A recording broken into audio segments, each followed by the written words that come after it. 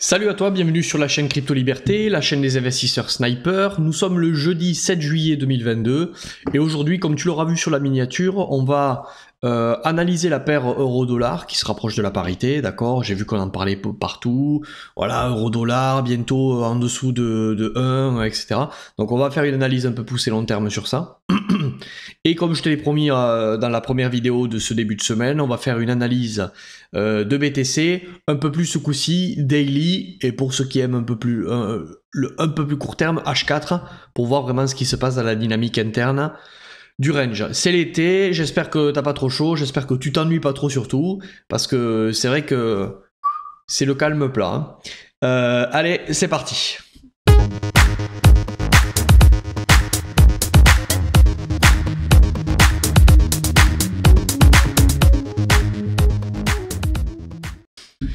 Alors ce que je te propose aujourd'hui de faire sur Bitcoin, c'est faire exactement ce que moi je serais amené à faire si je regardais un daily. Donc là on est en weekly, c'est juste pour te remettre la big picture, la grande image, ok, la grosse chute, et on est coincé en ce moment ici. Et donc on va le voir en daily.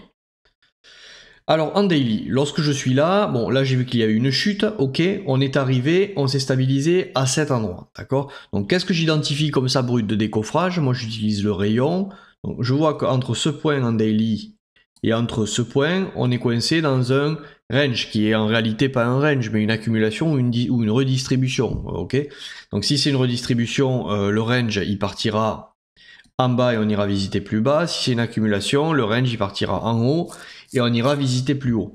Pour que on ait une réelle sortie, rappelle-toi qu'il faut non seulement qu'on sorte du range, qu'il y ait une clôture, d'accord, et qu'on ne revienne pas de suite. Si on revient de suite, c'est souvent je sors, je piège tout le monde, je reviens dans le range et du coup, très certainement quand il se passe ça, c'est pour aller dans la direction inverse. Pourquoi? Toujours pareil, schématique de distribution ou d'accumulation en réalité. Hein. Accumulation, c'est pam, pam, pam, je piège, je repiège en bas, je reviens ici, je repiège un dernier coup et je repars, ça c'est l'accumulation, d'accord?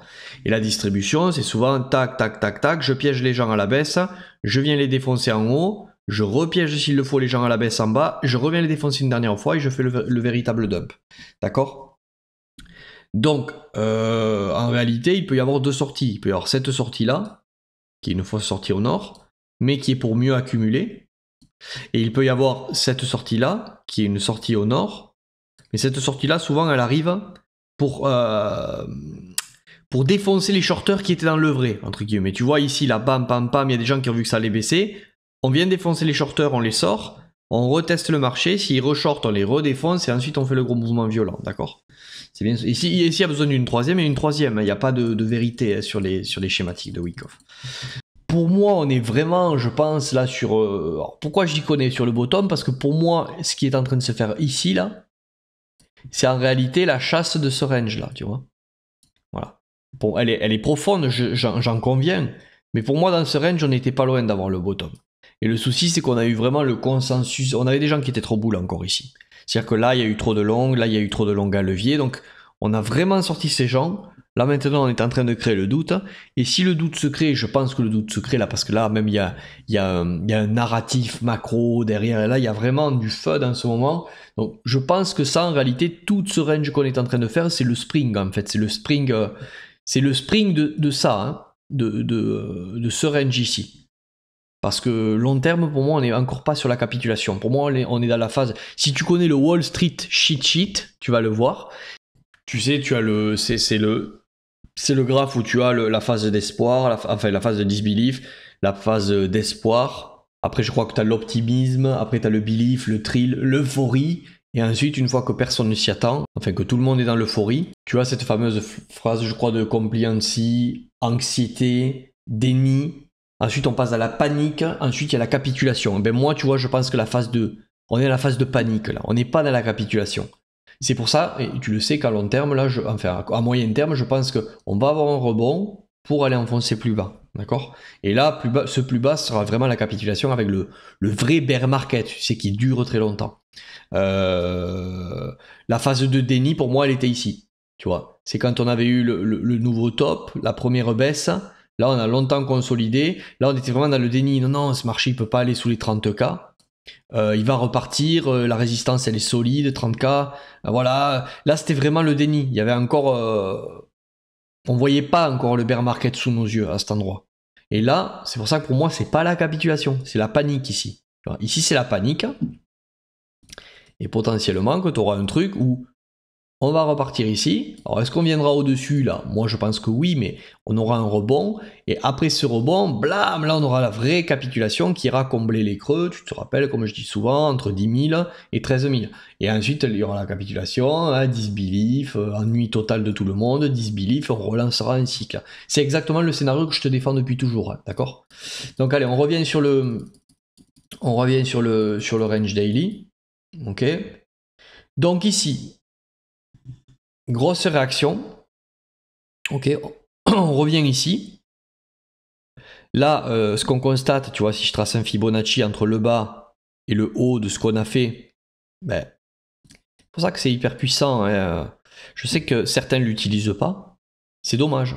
Regarde, Fibonacci bottom, top là, de ce qu'on a fait sur le rebond. Tu viens tracer ta silver zone. Voilà, on vient ici. Je te la mets pour la forme. Et la gold zone. Donc, concrètement, qu'est-ce qui serait là en daily un signal assez sympa qui confirmerait cette première relance qu'on a eue ici? Le premier signal assez sympa, ça serait de venir clôturer une mèche en daily au-dessus de ce pic ici, là. C'est-à-dire à 21 868. Si on vient en daily, tu vois, nous mettre une mèche, une clôture au-dessus de ce point, on a déjà, entre guillemets, validé le premier bottom, double bottom, clôturé au-dessus. Par contre, c'est vrai que moi je préférerais voir quelque chose de ce style, c'est-à-dire pam, pam, pam, on vient dessus, on remet une peur ultime ici. Alors, est-ce qu'on va titiller cette mèche? Pas forcément, mais on viendrait annihiler un peu ça, tu vois. On remet une mèche ultime ici, hop, on défend ce bottom là, et ensuite on repart. Si je vois quelque chose comme ça, c'est encore plus sérieux. Après, ça c'est vraiment pour avoir la chose parfaite. Le marché, il te dessinera jamais ce que tu souhaites parfaitement. Hein. Moi, je verrais bien un dernier, je remonte. Alors, est-ce qu'on prend au-dessus de ça ou est-ce qu'on prend au-dessus de ça? À voir, mais une dernière remontée, je prends la liquidité. On revient une dernière fois tester ce bottom ici, si ce bottom est réel, d'accord? Même du coup, si on a une mèche en dessous, ça serait l'idéal pour moi. Moi, je te dis comment je le vois, encore une fois. Je veux dire, j'ai pas la science infuse, mais bien souvent, quand il y a une réelle relance, ça se passe comme ça. Tu vois, voilà, c'est exactement comme ça que ça s'était passé ici, tu vois. Sois patient, je vois bien, sincèrement, je vois bien un automne sympa. Voilà. C'est-à-dire, est-ce que ça va relancer fin juillet, mi-juillet, début août? Est-ce que début août, tranquillement, on va repartir pour après un breakout et un automne, un bel automne pour vraiment faire un joli retracement? T'attends pas, je pense, moi là, courant juillet, avoir un breakout du futur hyper propre et qui te relance le marché. Voilà sur BTC en daily. En H4, on va aller voir si tu veux rapidement. Joli petit double bottom en H4, ok. Là, on avait créé des jolis, ce qu'on appelle des equal low, donc ok, boum, ça veut dire des égaux, des creux, si tu veux, à égale distance. Ça, c'est des nids à liquidité. Sûrement que là, pendant cette longue période, beaucoup de gens sont rentrés en long. On est venu ici retester un peu et pam, on prend la liquidité sous tout ça. Réaction haussière, c'est ça qui me fait, moi c'est ça en H4 qui me dit que le biais est en train de se retourner. Il y a eu ça ici, et là en H4, ce qui fait que quand on est venu en dessous ça là, liquider, dès qu'on a liquidé, blam, il y en a eu quand même deux bougies en H4 solides vertes. Alors la deuxième c'est clôturé dans le rouge si tu veux, mais là on a vraiment eu l'intention haussière. C'est-à-dire que même en H4, là on le voit, on est en train de se laisser glisser doucement, on prend la liquidité, boum, grosse réaction. C'est-à-dire que cette mèche-là, la deuxième rouge, elle est vraiment venue au-dessus de ce point. Donc là, on a vraiment, si tu veux, fait un peu tendance baissière, on prend la liquidité, boum, et on revient prendre la liquidité au-dessus de ça. Mais en même temps, on montre l'intention haussière du marché.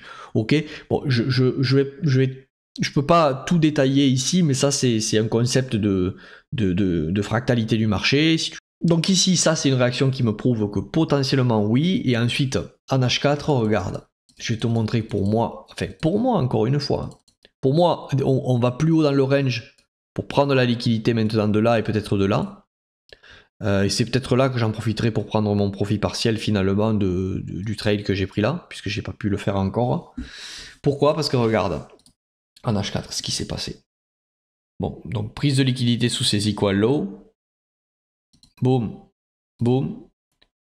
On trace un Fibonacci, bottom, top à H4. Où est-ce qu'on revient faire la nouvelle défense? En gold zone. Gold zone, bam. Je retrace un Fibonacci à la limite de ce point. On était où là, par exemple, à ce point? Où est-ce qu'on revient? Silver, gold zone, défendu. Boum, on repart à la hausse. On prend ce bottom à ce top. Où est-ce qu'on vient? Silver et gold zone. Boum, grosse réaction haussière sur cette bougie. Bottom, top. Où est-ce qu'on revient? Silver zone. Donc tu vois, on est vraiment en train là on est vraiment en train de mettre la pression au shorter, si tu veux. On est vraiment en train de ce range. Hein. On est vraiment en train de mettre là la pression à tout ce qui ont shorté ici, là. Tu vois.